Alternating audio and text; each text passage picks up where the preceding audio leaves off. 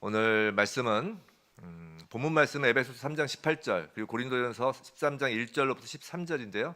봉독은 에베소서 3장 18절만 하겠습니다. 에베소서 3장 18절만 짧죠? 그러니까 우리 한번 함께 읽도록 하겠습니다. 능히 모든 성도와 함께 지식에 넘치는 그리스도의 사랑을 알고. 한번 더 읽을게요. 시작. 능히 모든 성도와 함께 지식에 넘치는 그리스도의 사랑을 알고입니다. 그리고 오늘 설교 제목은 예수 그리스도 이코르 사랑 이코르 나입니다. 그 뒤에 이코르가 이제 붙어져야 되는데 오늘 말씀 가운데 그 이코르가 사랑 이코르 나까지 붙어지는 우리 모두가 되기를 주님의 이름으로 축원합니다. 자, 오늘 본문은 말씀드린 것처럼 에베소서 3장 18절과 함께 고린도전서 13장을 보는 것이에요. 자, 지난주에 이어서 이제 사랑에 관한 사도 바울의 기도죠. 에베소서 3장 18절에서 지식에 넘치는 그리스도의 사랑을 알고라고 하는 것이에요. 지금 사도 바울은 모든 성도들에게 지식에 넘치는 그리스도의 사랑을 알기를 구하는 것이죠. 그래서 이제 오늘 그리스도의 그 사랑을 이제 알고자 하는데, 이제 그리스도의 사랑에 관한 것을 알려주는 성경 구절로는 누가 뭐래도 고린도전서 13장이기 때문에 이 구절을 중심으로 오늘 설교를 하려고 하는 것이에요. 즉 고린도전서 13장도 오늘 본문이라는 겁니다. 이제부터 제가 오늘 본문이라고 하면 이제 고린도전서 13장에 별도로 이제 에베소서를 이제 언급하지 않으면 13장 1절로부터 13절 좀 구절이 길지만 오늘 힘차고 빠르게 다 보려고 합니다. 다 언제 이렇게 한번 정리하겠습니까? 다 보려고 합니다. 자, 사랑장으로 불리는 고린도전서 13장은 고린도전서 12장의 그 성령의 은사에 관한 말씀과 14장의 방언과 예언에 관한 말씀, 즉 은사에 관한 말씀들 사이에 위치하여 있어요. 성경책 있으시면 이제 고린도전서 13장을 이제 딱 펼쳐 놓으셔야 돼요. 고린도전서 13장을.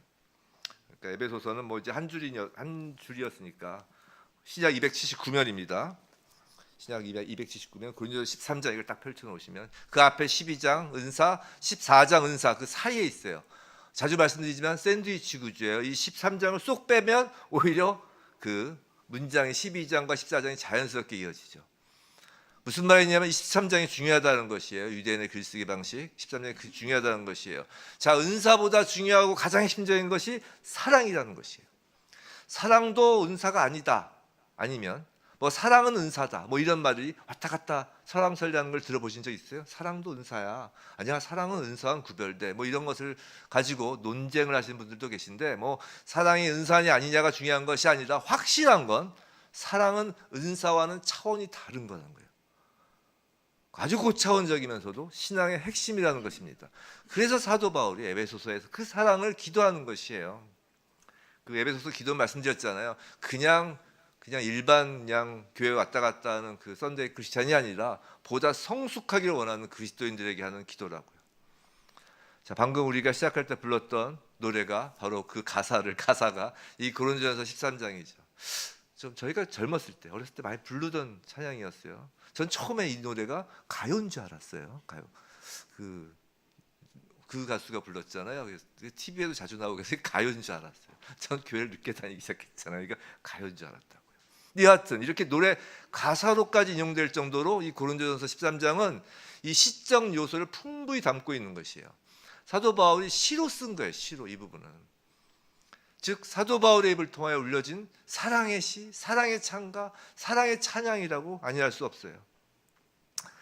다음 주부터 그 처음에 성도 교제 노래를 찬양을 이걸로 바꿀까 지금 고민하고 있는데, 그건 이제 한번 좀 생각을 해봐야 될 것 같아요. 여하튼 이 사랑, 그에 대해서 오늘 한번 살펴보겠습니다. 자, 요한일서에서 하나님은 사랑이시다라는 말씀 아시죠? 하나님은 사랑이시다. 자, 그렇다면 이제 본문에서 이제 고린도서 13장을 다 펼치셨죠? 그 본문에서 이제 사랑이라는 단어를 하나님으로 바꿔 읽어도 된다는 것이에요. 그죠? 그리고 예수님은 또 하나님이시죠? 그럼 또 본문의 사랑을 예수님으로 바꿔 읽어도 된다는 것이에요. 제가 고린도서 13장을 본문을 이렇게 처음 시작할 때 읽었던 건 이 PPT를 띄워서 좀 같이 읽어보려고 그런 거예요. 자, 이제 사랑을 예수님으로 바꿔서 고린도서 13장 1절부터 13절까지 우리 한번 읽어보겠습니다. 한번 제가 바꿨는데 한번 같이 한번 읽어볼게요. 내가 사람의 방언과 천사의 말을 할지라도 예수님이 없으면 소리나는 구리와 울리는 꽹과리가 되고, 내가 예언하는 능력이 있어 모든 비밀과 모든 지식을 알고 또 산을 옮길 만한 모든 믿음이 있을지라도 예수님이 없으면 내가 아무것도 아니요, 내가 내게 있는 모든 것으로 구제하고 내 몸을 불사르게 내줄지라도 예수님이 없으면 내게 아무 유익이 없느니라. 예수님은 오래 참고, 예수님은 온유하며 시기하지 아니하며, 예수님은 자랑하지 아니하며 교만하지 아니하며, 무례히 행하지 아니하며, 자기의 유익을 구하지 아니하며, 성내지 아니하며, 악한 것을 생각하지 아니하며, 불의를 기뻐하지 아니하며, 진리와 함께 기뻐하고, 모든 것을 참으며, 모든 것을 믿으며, 모든 것을 바라며, 모든 것을 견디느니라. 예수님은 언제까지나 떨어지지 아니하되 예언도 패하고 방언도 그치고 지식도 패하리라. 우리는 부분적으로 알고 부분적으로 예언하니 온전한 것이 올 때에는 부분적으로 하던 것이 패하리라. 내가 어렸을 때에는 말하는 것이 어린아이와 같고 깨닫는 것이 어린아이와 같고 생각하는 것이 어린아이와 같다가 장성한 사람이 되어서는 어린아이의 일을 버렸노라. 우리가 지금은 거울로 보는 것 같이 희미하나 그때에는 얼굴과 얼굴을 대하여 볼 것이요, 지금은 내가 부분적으로 아나 그때에는 주께서 나를 아신 것 같이 내가 온전히 알리라. 그런즉 믿음, 소망, 예수님, 이 세 가지는 항상 있을 것인데 그 중에 제일은 예수님이라. 아멘. 느낌이 확 다르지 않으세요? 자, 여기서 사랑이란 단어의 헬라어는 잘 아시는 바와 같이 아가페입니다. 아가페. 근데 사실 아가페는 이 신약 성경이 기록되기 전까지는 잘 사용되지 않던 헬라어예요. 이 아가페라는 단어는 특별히 나사렛 예수 안에서 나타난 하나님의 사랑을 새롭게 표현할 필요가 있었기에 신약 헬라어 성경에서 비로소 세상에 나타나 그 빛을 발한 단어라고요. 무슨 말이냐면 원래 인간 세상에서 쓸 일이 없었던 단어라는 거예요. 이 아가페는. 성도 여러분, 하나님의 사랑, 아가페는 모든 인간적인 생각이나 인간적인 감정을 완전히 초월하는 것이라는 것이에요. 다르다는 것이에요. 사람이 아닌 하나님에게서 나오는 사랑이라는 것이에요. 그것은 무가치한 진노의 자식들을 향한 사랑이고, 그 사랑을 받을 자격이 있는지 없는지 생각하지 않고 일방적으로 주는 사랑이라는 것이에요. 그것은 사랑을 받는 쪽의 공로 때문에 나오는 것이 아니라 사랑하는 자의 성품으로부터 나오는 것이에요. 그래서 사랑은 인간이 생각할 수 없었던 것이 아가페이기 때문에, 하나님의 사랑이기 때문에. 그런데 문제는, 오케이, 알겠어요.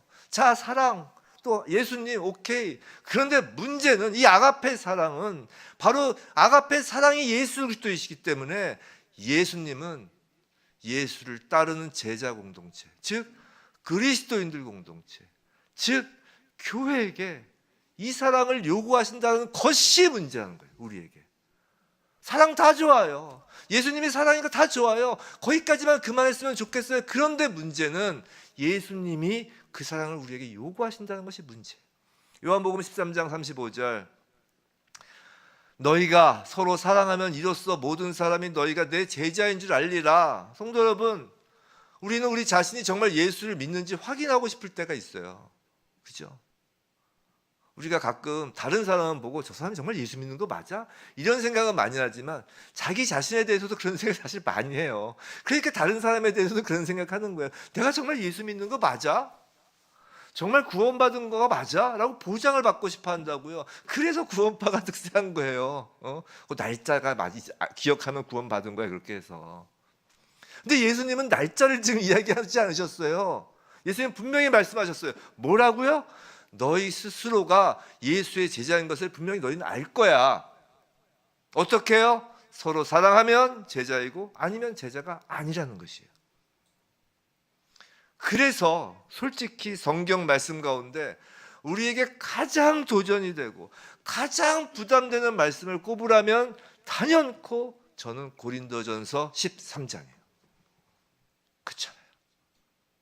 우리는 이게 그냥 신적 사랑, 하나님 사랑, 나와는 상관없는 것 이렇게 그냥 덮어두고 그냥 좋은 시로, 노래 가사로만 그냥 부르면 좋겠는데, 그냥 하나님의 사랑, 내가 받는 사랑 그걸로만 하면 좋겠는데, 예수님께서 이 사랑을 해야 뭐 예수님의 제자라 하니까 이것보다 더 부담스러울 게 어딨냐는 것이죠. 그렇잖아요.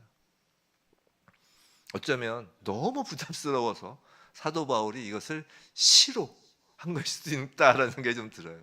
너무 심각하게 이야기를 하면 사람들이 다 뒤로 넘어갈까 봐 시로, 아름다운 그 시적 문학으로 기록한 것일 수 있겠다는 게 들어요. 자, 그럼 이제 우리가 예수의 제자, 예수의 제자는 제자 훈련을 받아야 예수의 제자가 아니에요. 어떤 교회에서 어떤 특별한 코스를 겪어야 훈련이 되는 게 아니죠. 그리스도인은 다 제자예요. 그리스도라는 이름을 썼잖아요. 그럼 다 예수의 제자예요. 자, 우리가 예수의 제자, 그리스도인이라면, 아니 적어도 그리스도인이고자 하는 분이 계시다면, 이제는 이 본문의 그 사랑에 아까 예수님의 이름을 적었죠. 그럼 이제는 누구의 이름을 적어야 된다고요? 내 이름을 적어야 된다고요. 내 이름을. 그죠? 내 이름. 자, 본문 13장 4절 7절까지만 한번 읽어보자고요. 자기 이름을 넣어서. 자, 그래서 제가 땡땡땡으로 해놨어요.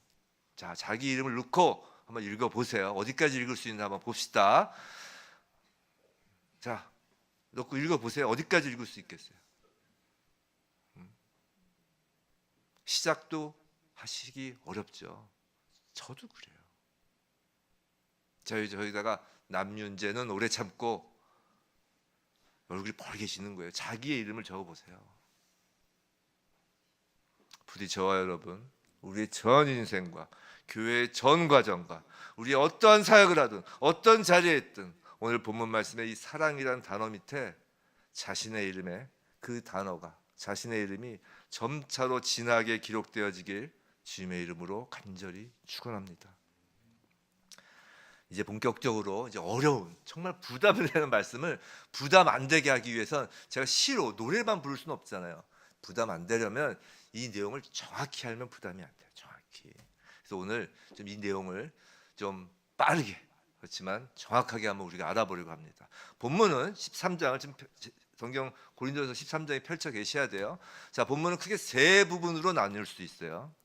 우선 1절부터 3절까지는 왜 사랑이 없는 그리스도인 공동체 생활이 아무것도 아니지, 아니 아무것도 아닌 것보다 더 못한 것인지를 언급하는 거예요. 세 부분이라고 해서 이게 첫 번째 주제예요. 그 다음에 4절부터 7절까지는 사랑이란 무엇인지, 사랑은 무엇이 아닌지 등 사랑의 본질에 대하여 말씀하는 거예요. 마지막으로 8절부터 13절까지 사랑의 영원성, 즉 사랑이 지속적이고 영원한 특질, 그 영원성을 말하고 있어요. 자, 이제부터 첫 번째부터 보겠습니다. 첫 번째 주제 뭐라고요? 사랑이 없다면 이에요. 1절, 내가 사람의 방언과 천사의 말을 할지라도 사랑이 없으면 소리나는 구리와 울리는 꽹과리가 되고, 자, 소리나는 구리, 즉 징과 울리는 꽹과리는 가락을 만들어내지 못하고 한 가지 음만 계속 내는 악기죠. 땅땅땅땅땅땅 하면서. 당시 이방신을 섬기던 신비 종교에서는 이 두 가지 악기가 주로 사용됐어요. 뭐요? 구리와 울리는 꽹과리요. 사실 지금도 이건 비슷하죠. 그죠? 무당들이 굿할 때 주로 사용하는 악기가 징과 꽹과리잖아요. 매우 시끄러운 소리를 내면서 이 시끄러운 소리를 통해서 소위 말해서 사람 혼을 쏙 빼놓는 거예요. 다 이유가 있는 거라고요. 막 신을 불러낸다고 하면서 신을 불러내는 게 아니라 오히려 그 장소에 있는 그 숭배자들, 그 사람들의 그 혼을 그냥 빼버리는 거예요. 선동하는 거라고요. 그래서 솔직히 그냥 들으면 그 소리는 매우 거슬리고 감정을 상하게 한다고요. 사도 바울은 지금 사람들이 사랑이라는 동기 없이 방언을 사용한다면 그 방언도 이처럼 똑같이 거슬리는 꽹과리 소리에 불과하다는 것이에요.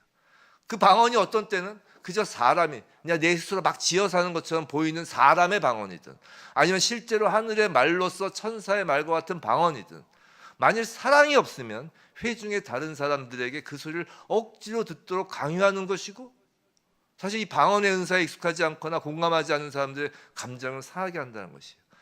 징과 꽹과리처럼 말이죠. 바울은 분명히 방언의 유익을 이후 14장에서 강하게 언급해요. 방언이 유익하다 해요. 그러나 그것도 사랑이 있을 때 이야기라는 것이에요. 사랑 없는 방언은 그저 불쾌한 소리로서 사람들의 감정을 상하게 한다는 것이에요. 은사조차도. 자, 2절, 내가 예언하는 능력이 있어 모든 비밀과 모든 지식을 알고 또 산을 옮길 만한 모든 민족이 있을지라도, 믿음이 있을지라도 사랑이 없으면 내가 아무것도 아니에요. 사랑이 없으면 아무것도 아니라는 것입니다. 예언의 말을 하는 은사가 있어서, 여기서 예언은 뭐 진짜 예언도 있겠지만 주로 설교를 이야기하는 거예요. 말씀을 풀어내는 것. 예언의 말을 하는 은사가 있어서 모든 비밀, 즉 하나님의 깊은 뜻을 이해하고 설명할 수 있다 하여도 아무리 목사가 설교를 유창하게 잘하고 뭐 막 감동을 시키고 해도 그 사랑이 없으면 아무것도 아니라는 것이에요. 모든 지식으로서 광대한 진리와 경험을 가지고 있다 해도 아무것도 아니라는 것이에요. 설사 믿음조차, 그 믿음이 산을 옮길 만한 믿음을 가지고 있다 해도 아무것도 아니라는 것이에요. 성도 여러분, 예언과 계시와 지식 그리고 믿음의 사랑이 빠지면 그 은사들의 영향력과 가치가 줄어든다라고 지금 사도 바울이 말하고 있다는 걸 명심하시기 바라요. 사랑이 없다면 진정한 가치를 가진 것은 줄어든다, 그 가치가 줄어든다는 것이 아니라 가치를 가진 것이 아예 없다라는 것이에요. 가치가 줄어드는 게 아니에요. 가치가 없다는 것이라고요. 어쩌면 사랑이 없어도 우리의 그 은사로 인해 사역이 성공할지도 몰라요. 유명세를 얻는 결과가 있을 수도 있어요. 인정과 환호를 받을지도 몰라요. 사람들 앞에서는 말이죠. 그러나 하나님 앞에서는 nothing, 아무것도 아니라는 것이에요. 사랑이 없으면 아무것도 아니라는 것이에요. 제가 뭐 사석에서 가끔 제가 예전에 뭐 좀 어떤 그런 은사자들 만났던 간증한 적 있죠. 제가 3년간 정말 전국의 웬만한 종류의 은사자는 다 받고 뭐 해외에 있는 은사자까지 다 받습니다. 제가 내린 결론이 그때 그거였어요. 사랑이 빠지면 아무것도 아니구나. 병을 고치면 뭐하고, 죽은 자를 살려면 뭐하고, 아무것도 아니구나. 3절, 내가 내게 있는 모든 것을 구제하고 또 내 몸을 불사르게 내줄지라도 사랑이 없으면 내게 아무 유익이 없느니라. 놀라운 말씀을 하고 있죠. 사랑이 없으면 아무 유익이 없다는 것이에요. 지금 사도 바울은 두 가지 극단적인 자기 희생을 지금 얘기하고 있어요. 그죠? 아주 대단한 결정을 해서 내게 있는 모든 것으로 구제하는 것. 여기 재산이 얼마 정도씩 갖고 계세요? 자기 재산을 다 내놓는 거예요. 그렇게 구제를 해요. 또 내 몸을 불사르게 내어준다면 자기 몸에 불을 지르는 거예요. 옛날에 뭐 이런 얘기하면 뭐하지만 저 대학 다닐 때 자기 몸에 불 지르고 뛰어내리잖아요. 학생회관에서. 뭐 그럼 눈앞에서 봤으니까. 그렇게 불 지르더라도 내어주더라도 정말 이런 행위들은 외부에서 보기에 가장 순수하고 가장 이타적인 사랑에 가까워 보이는 행위잖아요. 상대방을 위해서 내 목숨까지 내놓는다는 거니까 아주 매우 숭고해서 정말 이것도 하나님 보시기에 귀중한 것이 아닐까. 그런 행동들로서 하나님 나라를 위해 무언가를 정말 성취하는 것은 아닐까. 그런데 사랑이 없다면 전혀 그렇지 않다가 답이라는 것이에요. 사랑이 없다면 그런 행동들은 다른 사람들의 유익이 아니라 자기의 유익을 위한 것이기 때문이죠. 그럼 자기에게는 정말로 유익한 것일까? 답은 그것도 아니라는 거예요. 오늘 3절에서 그러잖아요. 사랑이 없으면 내게 아무 유익이 없다고요. 불사르는 자에게도 유익이 없는 거고 사람들에게 인정을 받으려고 재산을 다 기부를 해도 그 재산을 기부하는 자에게도 유익이 없다는 것이에요. 낭비라는 것이에요. 사랑이 없으면 구제하지 말라는 것이에요. 사랑이 없으면 아프리카 가지 말라는 거예요. 사랑이 없으면 돌아와야 된다는 것이에요. 사랑이 없으면 그만해야 되는 것이에요. 낭비라는 것이에요. 왜냐하면 왜 자기한테도 유익이 없는 거냐면 사랑이 빠진 것은 사랑이신 하나님 앞에서 아무 평가를 받지 못하기 때문이에요. 성도에게 유익이란, 여러분에게 유익은 정말 뭐예요? 사람 앞에서의 유익인가요? 아니면 하나님 앞에서 가치를 인정받는 것인가요? 하나님 앞에서 가치를 인정받지 못하면 완전히 지금 헛고생하는 거예요. 헛수고. 옛날에 욕하는 목사님 그런 얘기 하신 적 있어요. 어찌 보면 믿는 사람이 제일 불쌍할 수 있다. 차라리 세상 사람들처럼 마음껏 즐기기라도 하지. 이게 즐기지도 못하고 그냥 재산 내놓고 시간 내놓고 그런데 사랑이 없으면 아무것도 아니니까 참 불쌍하다. 차라리 즐겨라. 사랑이 없으려면 교회 나오지 마라 그러시더라고요. 사랑이 없다면 하나님 보시기에 아무것도 아니고 아무 유익도 없다라는 것이에요. 자, 1절부터 3절까지 아까 사랑을 예수님으로 바꿔봤죠. 자, 뭐예요? 예수님이 없으면 방언도 듣기 힘든 소음에 불과하는 것이고 예수님이 없으면 예언과 계시 지식도 헛것입니다. 믿음도 아무것도 아니에요. 예수님이 없으면 구제와 희생도 아무런 유익이 없습니다. 구제 희생 예수님 없이도 하는 사람들 태반이에요. 아무 유익이 없다는 것이에요. 그런데 사랑이 없다는 것은 예수님이 없다는 것이에요. 예수님이 없기에 사랑이 없는 것이에요. Nothing, 아무것도 아닌 것이에요. 예수님은 everything이에요. 예수님이 없으면 nothing이에요. 하나님 나라는 그 중간이 없는 거예요. 예수님이 사랑이에요. 자, 두 번째 주제, 아까 첫 번째 주제 사랑이 없으면 이었어요. 이제 두 번째 주제 사랑의 본질이죠. 자, 그럼 사랑이 구체적으로 무엇일까? 라는 질문을 한다면 이 질문은 바로 예수님이란 어떤 분일까? 또 우리가 따라야 되니까 그리스도인이란 어떤 사람이라는 것인가? 라는 질문이에요. 오늘 보면 4절부터 7절까지인데, 자, 4절부터 7절까지 해서 바울은 사랑을 묘사하면서, 우리나라 말 성경은 잘 이게 드러나지 않지만 원어 성경에선 동사들을 다 사용해요. 동사들을. 사랑을 묘사하는데 동사를 사용한다는 것이에요. 어떤 것은 행하는 것으로, 어떤 것은 행하지 않을 것으로, 이렇게 동사들을 사용합니다. 명심하라는 거예요. 사랑은 느낌이 아니라는 거예요. 겉으로 드러나지 않은 속마음이 아니라 동사, 즉 행동, 행위, 태도로 외부에 드러나는 것이라는 거예요. 또한 바울은 이 동사를 사용하면서 모두 현재 진행형으로 한다고요. 이는 사랑이 일시적이거나 과거에 머무르는 것이 아니라 끊임없이 반복함으로써 습관이 될 정도로 깊이 스며드는 행동, 태도들임을 알려주는 거라고요. 그래서 제가 자주 구원은 진행형이다, 믿음도 진행형이다, 사랑도 진행형이라는 것이에요. 먼저 사랑의 본질에 대한 서론이면서도 핵심에 해당하는 말씀이에요. 핵심, 이 사랑의 본질 핵심이에요. 이게 4절 전단부예요. 사랑은 오래 참고 사랑은 온유함이에요. 원어 성경에선 사랑은 오래 참고 온유하며, 중간 사랑이 없어요. 그러니까 오래 참고와 온유함과 같이 붙어 있어요. 자, 사랑의 첫 번째 핵심은 오래 참음이에요. 오래 참음은 하나님 성품의 특징 중에 특징이에요. 지상의 모든 그리스도인들은 아직 죄인 되었을 때 하나님의 오래 참음으로 말미암아 하나님의 백성이 된 것이에요. 하나님의 오래 참음이 없었다면 지금 이곳에 있을 사람은 한 명도 없는 것이에요. 그런데 이 오래 참음은 그냥 꼭 참는 거, 이것만이 오래 참음이 아니에요. 이 오래 참음의 원어의 그 의미는 뭐냐면, 그런 거 있잖아요. 내가 힘이 약해서 참아야지. 이건 오래 참음이 아니에요. 여기서의 참음이. 이 여기서 말하는 오래 참음은 내가 할 수 있음에도 불구하고 하지 않는 거예요. 강한 자가 참는 게 오래 참음이에요. 이해가 되세요? 어쩔 수 없이 내가 핍박에 그냥 눌려서 꼭 참는, 이건 여기서 말하는 오래 참음이 아니에요. 내가 복수할 수 있음에도, 내가 되받아칠 수 있음에도 참는 게 오래 참음이에요. 그러니까 누가 제일 오래 참으실 수 있겠어요? 제일 강한 자가 가장 오래 참는 거예요. 누가 제일 강하겠어요? 하나님보다 더 강한 분이 계세요? 없잖아요. 모든 피조물 보다 위에 계신 분이에요. 창조주 아니에요. 그래서 하나님의 그 오래 참음으로 우리가 구원을 받은 것이죠. 근데 아까 말씀드렸죠? 원어에서는 이 오래 참음 하나만 있는 게 아니라고 붙어 있어요. 이게 왜냐하면 이 오래 참음 하나만 덩그러니 있는 게 핵심이 아니라는 것이에요. 반드시 세트로 온유함이 있어야 되는 거예요. 그래서 오래 참음과 온유함은 같이 가는 거예요. 그 온유함, 이 온유함이 그럼 뭘까? 이건 부드러운 성격이 아니라고요.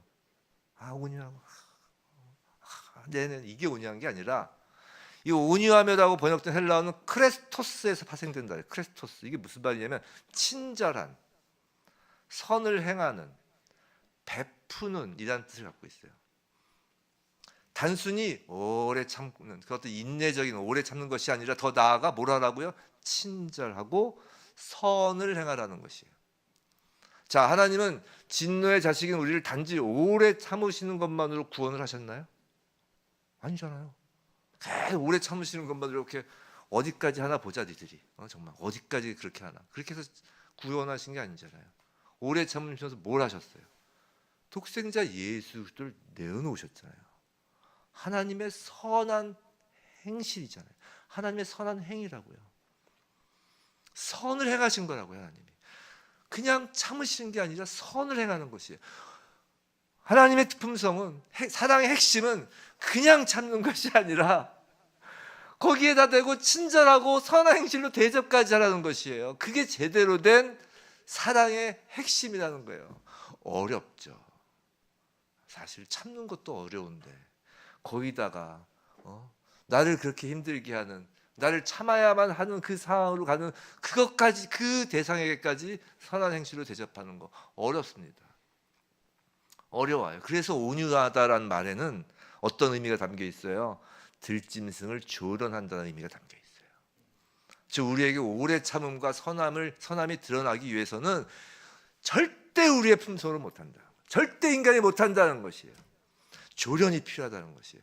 우리가 신의 품성에 참여한다는 건 예수를 믿으니까 갑자기 호로록 신의 품성이 되는 것이 아니라 동물, 정말 야생의 짐승을 조련하듯이 조련이 필요하다는 것이에요. 그럼 조련하여서 막 로봇을 만들겠다는 거, 그게 아니라 이 조련이라는 의미는 자기 조절 능력을 가지게 만든다는 거예요. 이게 조련이에요. 그래서 자발적으로 하나님 말씀에 순종할 수 있게끔 조련하는 거라고요. 성도 여러분, 그리스도인의 핵심은 그래서 하나님 말씀으로 조련되는 거예요.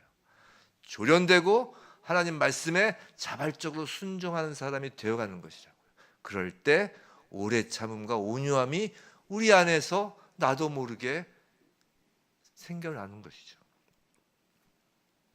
자, 이제 오래 참음과 온유함, 이것이 우리를 구원하신 하나님의 사랑의 핵심이며 구원받은 그리스도인의 핵심임을 지금 배운 거예요. 자, 이제 사랑을 빛으로 생각을 해보자. 예수님이 빛으로 오셨잖아요. 그죠? 요한복음에 하면 이제 사랑을 빛이라고 생각해서 이제 오늘 그 사랑의 본질에 대해서 이제 세 파트로 나눌 거예요. 자, 오래 참음과 온유함이 지금 사랑의 본질, 그 핵심, 그 빛의 핵심이에요. 이 빛의 에너지원이라고 생각하시면 돼요. 그러니까 오래 참음과 온유함이 전혀 형성되지 않은 사람은 아예 빛이 나올 수가 없는 거예요. 이게 에너지원과 같으면 돼요. 에너지원이라고 보시면 돼요. 자, 이제부터 그 사랑의 빛이 구체적으로 세 가지 방향으로 이제 비춥니다. 그걸 지금 사도 바울이 기록을 하는 것이 세 가지 방향이에요. 이게 그냥 읽으면 막 좋은 말만 써 있는 것 같은데 이거 정확하게 우리가 분석할 필요가 있어요. 자, 세 방향은 첫째로 우리를 향한 그 방향이에요. 내 자신을 향한 방향. 둘째로 다른 사람을 향한 방향이에요. 셋째로 하나님을 향한 방향이에요.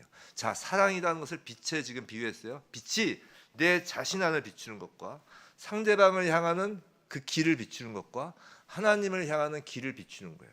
먼저 사랑이 우리 안을 비춥니다. 이게 4절 하반절부터 5절 상반절까지예요. 화면 한번 띄워주세요. 자, 우리 한번 읽어볼까요? 시작. 시기하지 아니하며 사랑은 자랑하지 아니하며 교만하지 아니하며 무례히 행하지 아니하며 자기의 유익을 구하지 아니하며. 자, 잠깐 띄워보세요. 자, 시기, 사랑, 교만, 무례함, 이기주의. 그렇죠? 5가지 나오죠. 다시 시기, 자랑, 교만, 무례함, 이기주의. 이 5가지예요. 자, 이것들은 사실 대부분의 사람들에게 볼 수 있는 태도예요. 지금 마음을 얘기하는 게 아니에요. 속마음을. 태도, 행동, 행실이라는 거예요. 이게 사람들에게 나오는 것이에요. 자, 정도와 상황의 차이는 있을지라도 이게 어둠에 속한 이런 면이 있다는 것이에요. 이게 다 어둠에 속한 거잖아요. 자, 사도 바울은 우리 자신에게 시기, 자랑, 교만, 무례함, 이기주의라는 이 부정적 요소가 남아있음을 인정하고, 자, 예수 그리스도를 닮은 그 참된 사랑, 그 사랑의 빛으로 이것들을 비추어 적극적으로 이것을 거부하기를 요구하는 거예요. 자, 먼저 시기. 우린 다른 사람들의 성공, 복 혹은 은사에 대하여 시기합니다. 이제 화면 내려주세요. 우리는 시기해요. 자, 자랑. 우리는 자신의 위치와 기회에 불만을 품습니다. 그래서 더 많은 기회, 영예를 쫓으며 사람들의 인정, 즉 자랑을 위해 경쟁해요. 자랑이 있죠. 교만. 그리고 그런 경쟁에서의 승리를 자랑하는 것을 넘어서 이제 더 나아가 삶의 모든 것을 자기의 지식, 자기의 소유, 자기의 생각, 자기의 의에 의존해요. 교만이란 내가 삶의 주인이 되는 거잖아요. 교만 있습니다. 자, 무례함. 우리는 우리의 권리만을 주장하길 좋아해요. 타인에 대하여 무감각합니다. 다른 사람의 처지와 상황에 대하여 무시하는 행동을 한다고요. 무례한 것이에요. 제가 예를 한번 들어드릴까요? 그럼 난 무례하지 않은데. 다 무례해요. 다른 사람의 처지와 상황에 대하여 무시하는 행동이에요. 우리가 다른 사람들 다 이해하지 못하잖아요. 그렇죠? 예를 들진 않겠습니다. 들려다가 그 시간이 넘어가서 무리한 거예요. 자, 이기주의. 나의 필요에 민감하며 다른 사람들의 필요에는 관심을 갖지 못하는 게 이기주의예요. 자, 내게 유익이 되는지 여부에 따라 행동해요. 자, 이처럼 우리는 누구나 어느 정도의 시기, 자랑, 교만, 무례함, 이기주의라는 우리 내적으로 어두운 부분이 있어요. 나에게 어두운 부분이 있어요. 자, 그런데 예수님은 이와는 대조적이죠. 다른 사람들의 성장과 성공을 기뻐하세요. 사촌이 땅에서 배 안 아파하세요. 그들이 전진하도록 격려하신다고요. 자, 제자들을 파송하실 때도 보세요. 제자들에게 권능을 주시잖아요. 또한 예수님은 자신의 권리를 요구하는 것은 고사하고 사람들의 인정받는 것엔 전혀 관심을 갖지 않으셨어요. 그분은 자신에 대한 평판 결과를 사람들에게 맡기지 않으시고 온전히 하나님의 손에 맡기셨다고요. 특히 거부와 굴욕을 당하실 때 예수님은 더욱 하나님께 자신을 맡겼다고요. 자신의 고집을 내세우지 않았어요. 겟세마네에서 보세요. 자신의 고집을 끝까지 내세우지 않았다고요. 예수님은 어떤 경우든 다른 사람들의 필요와 관심사에 주목하셨다고요. 머리 둘 곳이 없는 그 힘든 상황에서도 수많은 병자를 고치시고 귀신을 쫓으시며 안식일임에도 관심과 사랑을 멈추지 않으셨어요. 성도 여러분, 시기자랑, 교만, 무례함, 자기 유익을 한마디로 하면 자기 중심성이에요. 이것은 어둠에 속한 것입니다. 우리는 그런 자기 중심성이 일상의 삶에서나 교회 공동체 안에서도 쉽게 발견되는 것을 알고 있다고요. 오직 예수 그리스도가 보여주는 하나님의 사랑으로만, 그 사랑의 빛을 우리 안에 비출 때에만 그 우리 안에 그 자기 중심성이라는 어둠이 물러가는 것이. 그렇기 때문에 오늘 에베소서 본문이 뭐였어요? 지식에 넘치는 그리스도의 사랑을 알아야 되는 거예요. 성경 말씀을 통해 넘치는 그리스도의 사랑을 알아야 되는 것이. 자, 이제 두세 방향 중에 나 자신을 향한 방향을 봤어요. 그게 시기자랑, 교만, 무례함, 자기유익이었어요. 자, 둘째, 사랑은 이제 다른 사람에 대하여 비춥니다. 이게 5절 하반절부터 6절까지예요. 5절 하반절부터 한번 읽어볼까요? 시작. 성내지 아니하며 악한 것을 생각하지 아니하며 불의를 기뻐하지 아니하며 진리와 함께 기뻐하고. 자, 바울은 이제 다른 사람을 향하여 지금 비춘다고 했잖아요. 그러니까 저기에 악이 있는 거예요. 저기에 죄가 있는 거예요. 저기에. 그러니까 바울은 이제 다른 사람들의 약점과 다른 사람들의 죄와 다른 사람의 실패로 인해 우리가 쉽게 사랑이 없게 되는 상태가 되는 거예요. 이해가 되셨어요? 아까는 내 안에 그런 죄가 있어서, 그 악이 있어서 사랑이 없는 것이고, 이제 다른 사람들의 죄를 보고 그것 때문에 내 안에 이제 사랑이 없게 되는 상태가 되는 길 세 가지를 언급하는 거예요. 자, 세 가지예요. 이게 뭐냐? 우리를 성내게 하는 사람도 있어요.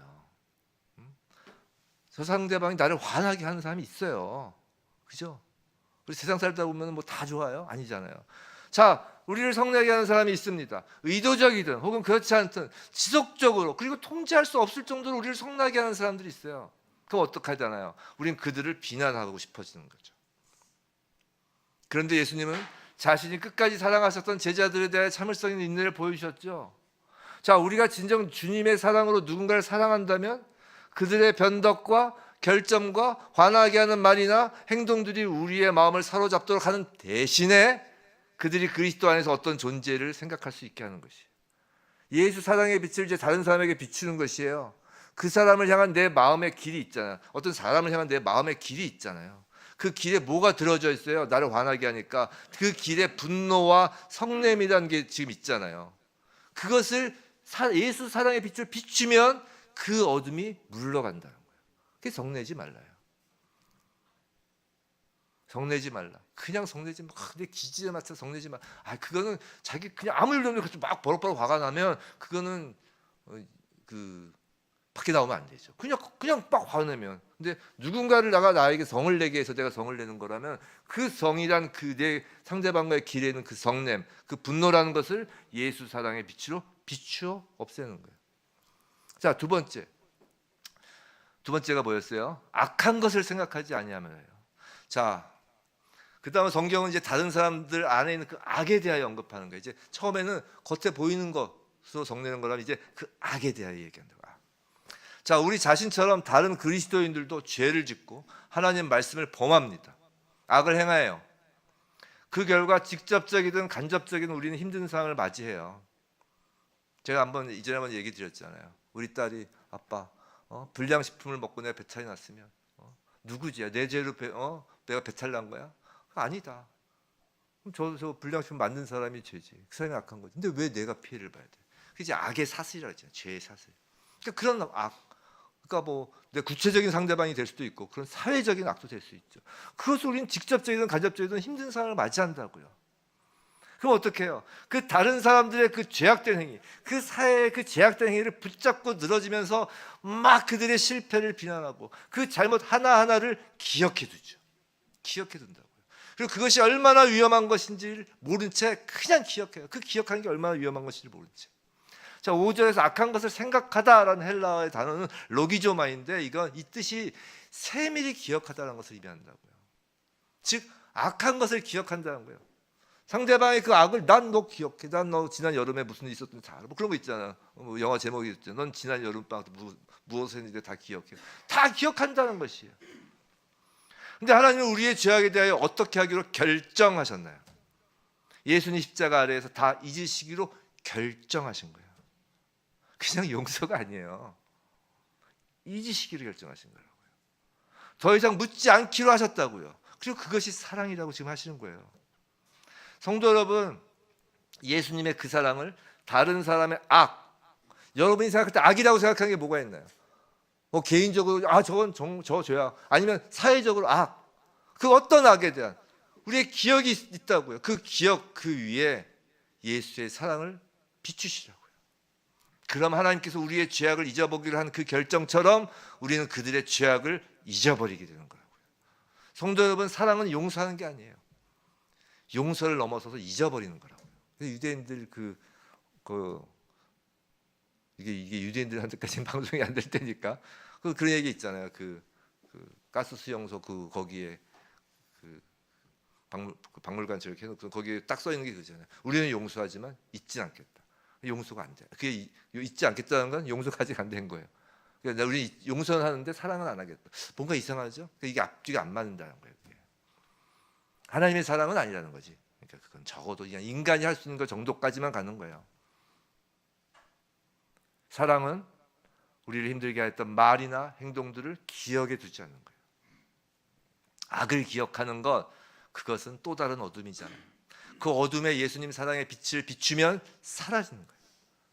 예수님 사랑의 광선으로 사람들의 죄악을 너무 마음에 담아두지 않은 저와 여러분이길 바랍니다. 피곤해요. 그리고 마지막으로 이제 그 상대방의 다른 상대방에 대해서 지금 악에 대해서 세 가지, 첫 번째 상대방의 죄에 대한 우리의 성냄에 대해서 얘기했고 이제 기억하는 거에 대해서요. 그다음에 이제 그 세 번째는 일반적인 죄와 악에 대한, 즉 불의에 대한 우리의 태도를 변화시켜야 된다. 불의. 뭐라고 해서 불의를 기뻐하지 아니하고 진리를 기뻐한다고 했잖아요. 자, 성도들 한번 생각해 보세요.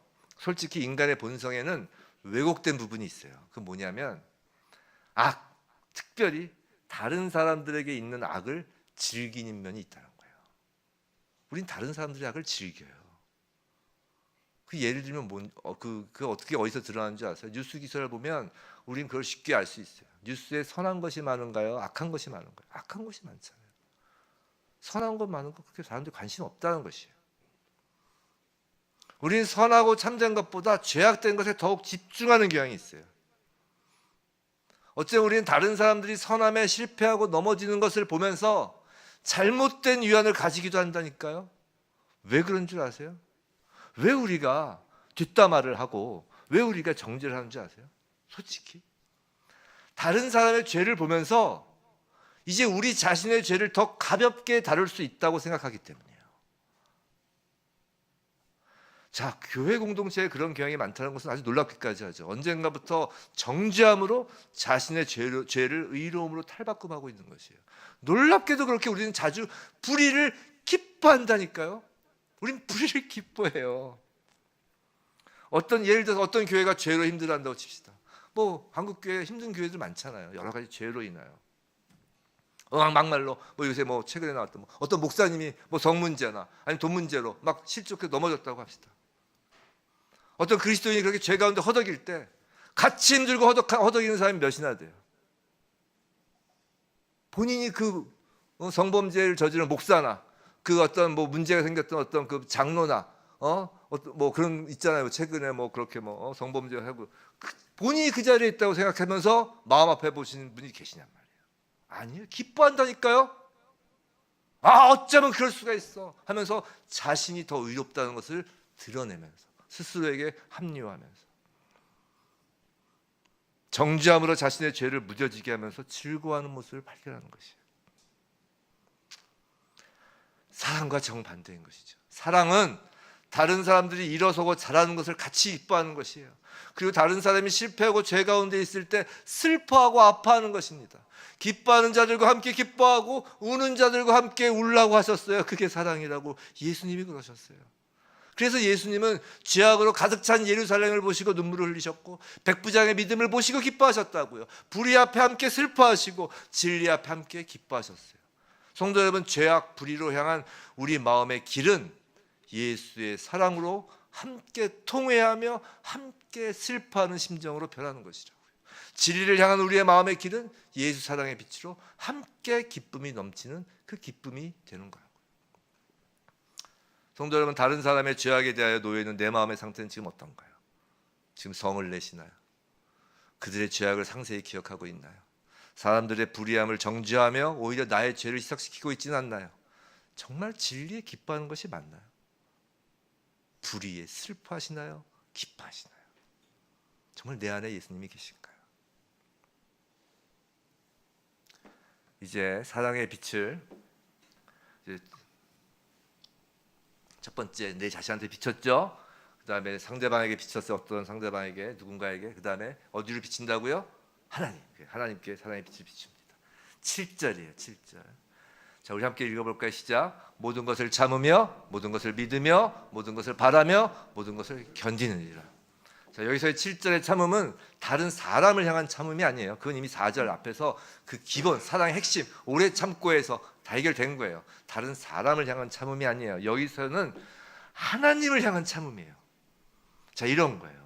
자, 이 7절에서는 하나님을 향해서 지금 사랑의 빛을 비춘다고 그랬잖아요. 이건 뭐냐면 쉽게 말해서 과연 우리가 하나님을 사랑하는지에 대한 말씀이에요. 여러분이 하나님을 사랑하는지에 대한 말씀을 이걸로 한번 시험해 보라는 거예요. 시험이라니까 막 그런 게 아니라 리트머스 시험지가 되보라는 거예요. 여러분이 예수 그리스도를 사랑하는지 한번 확인해 봅시다. 자, 우리는 솔직히 신앙생활 하는 가운데 가끔 아니 자주 이런 질문을 할 때가 있어요. 주님 왜요? 아, 주님 왜 이래야 합니까? 아, 왜요? 라는 질문을 합니다. 오히려 사역자일수록 더 많이 해요. 아, 주님 제가 이렇게까지 했는데 왜요? 그렇잖아요. 아, 제가 이렇게까지 선교지에 갔는데 왜 제가 순교지 병에 걸리고 남들 그냥 저렇게 대충 하는 사람들은 저렇게 배에 기름도 치고 저렇게 장수하는데 정말 제대로 하려는 저는 왜 이렇게 암에도 걸리고 왜요? 솔직히 가끔이 아니라 자주 이런 질문을 합니다. 여러분이 점점 그 하나님 나라에 대해서 감당할 수 이런 질문을 더 많이 할걸요. 똑같은 고통이 있어도 더 많이 할걸요. 예수를 믿고 이 땅에서 그리스도인으로 산다는 것이 결코 녹록한 일이 아니라니까요. 예수 믿고 뭐 정말 다른 세상 사람처럼 뭐 세상적으로 뭐 잘 나가는 것까지는 바라지 않아도 그래도 억울한 상황에 놓이진 않았으면 좋겠잖아요. 그런데 거기에 하나님은 종종 아니 어쩌면 자주 아주 계속 그리스도인이라는 이름으로 그리스도인에게 짐을 지라고 요구까지 하시잖아요. 지금 사랑의 본질이 그렇잖아요. 시기, 자랑, 교만, 무례함, 이기심도 갖지 말라 하시는데 뭐 그것까지 하고 좋아 내 안에 있는 죄성이니까. 근데 오케이. 그런데 그 짐을 감수한다고 할지라도 이제 더 나아가서 뭐라고요? 다른 사람의 악을 보고도 성내지 말래. 그 악을 기억도 하지 말래. 짐이잖아, 짐이. 그렇게 사랑조차 난 사랑 우와 샤방샤방 사랑받아서 좋은데 이것만 생각했는데 그조차 짐으로 지우십니다. 그래서 좋아 오케이 그래 내가 예수 믿으니까 내가 예수를 사랑하니까 그래서 그 짐을 지고 그리스도인 나름 거룩하게 사랑이 많은 사람으로 살아보려고 하는데 이건 도저히 하나님이 나를 사랑한다면 생기지 않을 것 같은 일들이 계속 일어나는 것이에요. 사랑하는 배우자가 죽기도 하고요. 사랑하는 자녀가 죽기도 한다고요. 억울한 일을 당하기도 하고요. 아무리 열심히 살아도 궁핍함에서 벗어나지도 못하고 예수를 믿고 난 후에 오히려 예수를 위한 일을 한다고 나선 후에 일도 세상의 삶이 나아지는 것이 없는 것처럼 볼 수 있다는 것이에요. 그럴 때마다 우리 솔직해 보자고요. 마음속으로 왜요? 라고 하나님을 향해 외치고 싶잖아요. 외치잖아요. 근데 그런 마음을 하나님 앞에 아무리 많이 쏟아놓더라도 결국 무엇이 하나님으로부터 우리를 등지게 하는 것을 포기하게 하나요? 그게 사랑이라는 거예요. 사랑은, 하나님을 향한 그 사랑은 그 많은 왜라는 질문을 덮어버린다는 것이에요. 7절에서 모든 것을 참으며 라고 하잖아요. 그래서 참다로 번역된 원어의 뜻이 덮다예요. 그래서 우리의 예수 그리스도를 향한 사랑은 도저히 이해할 수 없고 도저히 용납하기 어려운 상황에서 왜요? 라는 하나님을 향한 우리의 그 모든 항변을 어떻게 한다고요? 덮어버리는 거라고요.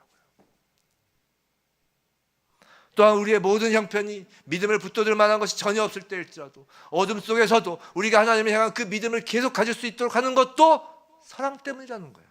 우리 어떤 형편과 상황에서도 하나님 아버지께서 통치권을 가지고 계시며 궁극적으로 승리하실 것이라는 그 소망을 갖게 되는 것도 사랑 때문이라는 것이에요. 우리의 정신력이 아니라는 것이에요. 믿음이나 소망이 정신력이 아니라는 것이에요. 우리가 하나님을 사랑하느냐의 문제라는 것이에요. 예수를 사랑하느냐의 문제라는 것이에요. 어떤 상황에서도 의심이란, 낙심이란 그 산을 뚫고 반대편으로 통과할 수 있도록 우리의 믿음을 강하게 해주는 동력, 하나님을 향한 우리의 소망을 붙잡게 하는 그 동력은 사랑이라는 것이에요. 사랑이 있기에 그래서 모든 것을 믿고 모든 것을 바란다고 지금 하는 것이라고요. 성도 여러분, 믿음이 흔들리는 것 같은 때가 있나요? 소망이 사라지는 것 같은가요?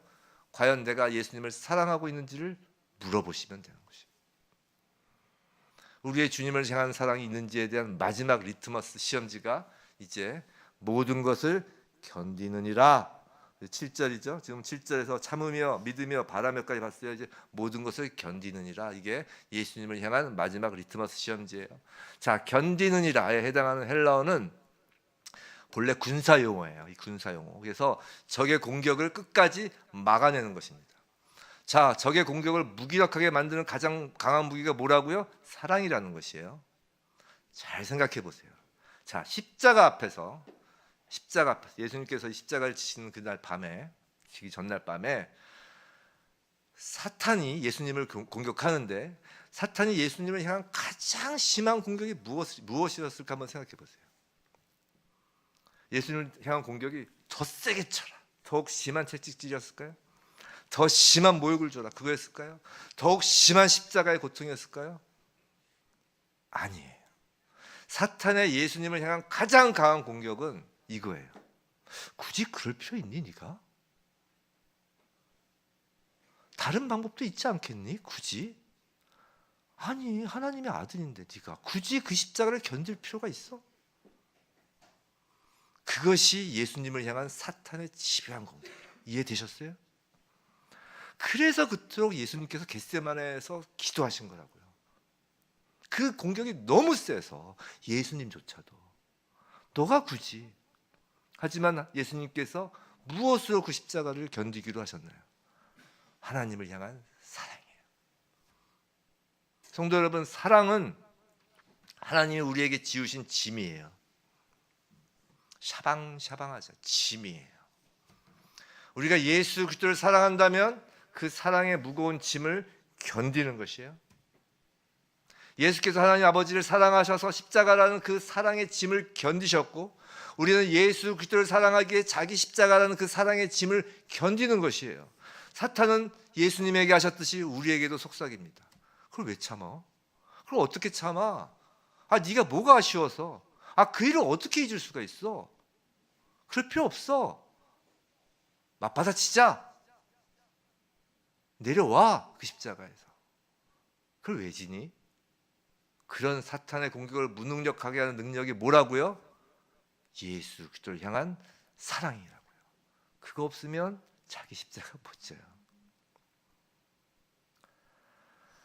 두 번째 주제까지 보았습니다. 두 번째 주제가 뭐였어요? 사랑의 본질이었어요. 사랑의 본질에서 사랑의 핵심을 얘기했고, 그 사랑의 빛이 비추는 세 가지 방향, 나, 상대방, 하나님까지 봤습니다. 이제 세 번째 주제, 이제 사도 바울은 사랑의 영속성에 대하여 말씀해요. 이 부분이 중요해요. 시간이 있어도 좀 지나도 빠른 속도로 갈게요. 사랑이 없으면 영속성이 없다는 거예요.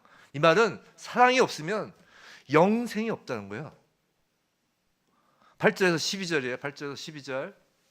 우리 아까 읽었지만 빨리 한번 읽어볼까요? 사랑은 언제까지나 떨어지지 아니하되 예언도 패하고 방언도 그치고 지식도 패하리라. 우리는 부분적으로 알고 부분적으로 예언하니 온전한 것이 올 때에는 부분적으로 하던 것이 패하리라. 내가 어렸을 때에는 말하는 것이 어린아이와 같고 깨닫는 것이 어린아이와 같고 생각하는 것이 어린아이와 같다가 장성한 사람이 되어서는 어린아이의 일을 버렸노라. 12절 우리가 지금은 거울로 보는 것 같이 희미하나 그때에는 얼굴과 얼굴을 대하여 볼 것이요 지금은 내가 부분적으로 아나 그때에는 주께서 나를 아신 것 같이 내가 온전히 알리라. 주께서 나를 아신 것 같이, 이것 딱 하나 기억해 두세요. 자, 우리가 지금 읽은 8절부터 12절까지 생각해 보면 사랑은 가장 강력한 것이에요. 어떤 압력에서도 결코 꺾이지 않는다는 것이에요. 이 사랑은 죽음을 넘어서 영원까지 계속됩니다. 사랑은 하나님의 본질이기 때문이에요. 뭐 다른 이유 없어요. 하나님의 본질이기 때문에. 그래서 영속해요. 예언이나 방언이나 지식 같은 성령의 은사들은 일시적이고 불완전하며 하늘에 완전한 것이 올 때는 폐하여질 것이죠. 바울은 이를 어린아이의 비유를 들어서 지금 설명한 거예요. 어린아이가 어른이 되면 특별히 뭐 어린아이가 더 노력하지 않아도 자연히 어린 시절의 일을 잃어버리게 되듯이 지식과 예언과 방언 같은 영적 은사들은 그 사랑 앞에서는 그냥 지나갈 어린아이 시절과 같다. 12절에 또 바울은 그것을 당시의 금속 거울에 비친 희미한 영상, 당시엔 동판이었으니까요, 거울이. 또 그것을 얼굴과 얼굴을 마주보고 주님을 대할 때의 그 명확성과 대조해서 이제 사랑의 완전성을 말씀하고 있는 것이에요. 자, 지금은 비록 우리가 주님의 사랑을 부분적으로 알고 있지만 지금은 우리가 주님의 사랑을 부분적으로밖에 몰라요. 그래서 우리도 부족한 사랑만 하는 것이에요. 주님의 사랑을 아는 만큼 우리가 사랑을 하는 거예요. 받아서 가는 거니까. 그런데 주님 앞에 서는 그날에는 주님이 우리를 완전히 아시는 것 같이 우리도 주님의 사랑을 완전히 알게 될 것이라는 것이에요. 13절 결론이에요. 자, 그런즉 믿음과 소망과 사랑과 이 세 가지는 항상 있을 것인데 그 중에 제일은 사랑이라.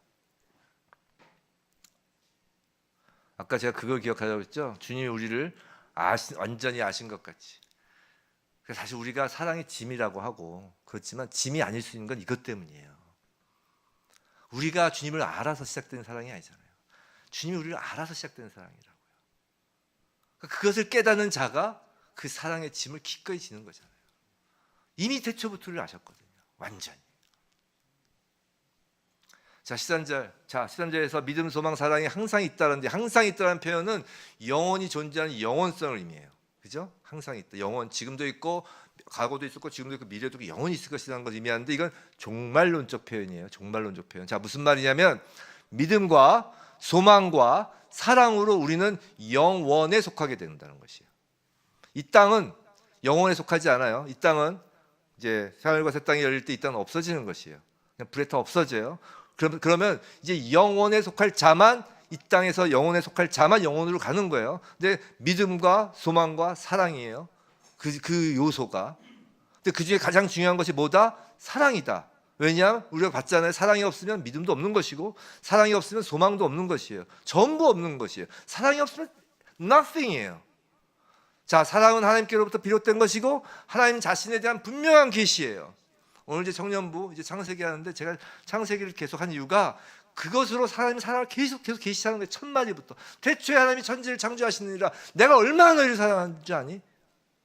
욥한테 그랬잖아요. 욥한테 내가 너를 얼마나 사랑하는 줄 아니? 하고 처음 보여주신 게 장면이 뭐예요? 창조의 장면이잖아요. 너는 그냥 네 생각, 네 머릿속, 네 울타리에 갇혀 있지만 나는 너를 이 창조한 모든 피조세계를 널 위해서 지었어 라고 창조를 보여주시잖아요. 하나님 자신에 대한 분명한 계시는 사랑이에요. 여기에 사랑의 위대한 위대성이 있는 거라고요. 영원한 위대성이 있는 것이에요. 에베소서 오늘 본문 3장 18절이죠. 3장 18절 오랜만에 정말 다시 본문. 자, 능히 모든 성도와 함께 지식에 넘치는 그리스도의 사랑을 알고요. 자, 뭐라고요? 능히 모든 성도예요. 어쩌다 누구누구 목사, 어쩌다 누구누구 장로, 어쩌다 무슨 집사가 아니라 능히 모든 성도예요. 모든 성도는 사랑이란 글자 위에 그 그리스도의 사랑, 그 사랑이란 글자 위에 자신의 이름이 기록된 자라는 거예요. 그리스도인이라면 능이라는 것이에요. 사랑이란 글자 위에 자신의 이름이 기록된 자. 시 같나요? 사랑이라는 이름에 여러분의 이름이 기록됐으면 그 이름이 기록된 책이 뭐라고요? 생명책이라는 거예요. 생명책. 그게 생명책. 부디 이 시간 그리고 남은 평생 말씀으로 오신 성령님을 통하여 사랑이신 예수 그리스도의 얼굴을 맞대고 우리 맞대는 거예요, 말씀으로. 그리하여 오래 참고 온유함으로 조련돼서 이제 나 자신을 향한 시기, 자랑, 교만, 무례한 이기심이나 그 어둠을 몰아내고 다른 사람에 대하여 놓여있는 그 길에서 성내고 악을 기억하고 불의를 기뻐하는 그 어둠을 몰아내고 하나님과의 관계에서 모든 것을 참고 모든 것을 믿고 모든 것을 바라고 견디는, 그래서 이 땅에서 예수의 제자임을 아는, 뭐 누가 뭐라 해도 아는 거예요. 다른 사람도 아는 거예요. 다 아는 거예요. 하늘에서도 아는 거예요. 그래야 생명책에 기록되어 있는 우리를 발견하는 거예요. 우리 나중에 가면 그 생명책에 내 이름이 있는 걸 보고 기절하면 안 돼요. 우리 보통 그런 얘기 하잖아요. 내 천국 가면 내가 천국 간다고 기절한다고. 그런 사람 천국 못 가요. 우리 이 땅에서 아는 거라고요. 예수의 제자임을. 그렇게 알게 되는 교회가 바로 우리 모두이길 주님의 이름으로 축원합니다.